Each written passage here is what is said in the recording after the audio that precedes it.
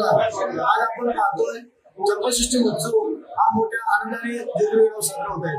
चंपाषष्ठी म्हणजे मार्गशीर्ष महिन्यातील षष्ठी, ज्या दिवशी भगवान शंकराने मार्कंड भैरवाचा अवतार घेतला।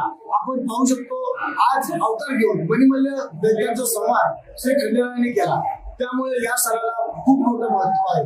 तसा खंडोबाच्या दृष्टीने हा सर्वात मोठा उत्सव आहे। खंडोबागड हा मोठ्या उत्सवात साजरा केला जातोय। आज भरीत वडग्याचं नैवेद्य दाखवून आणि कवी प्रत्येक ज्यांचं खंडोबा आराध्य दैवत आहे, कुलदैवत आहे, त्या प्रत्येकाच्या घरात आज भरीत वडग्याचं नैवेद्य दाखवून कवी करून या उत्सवाची सांगता केली जाते।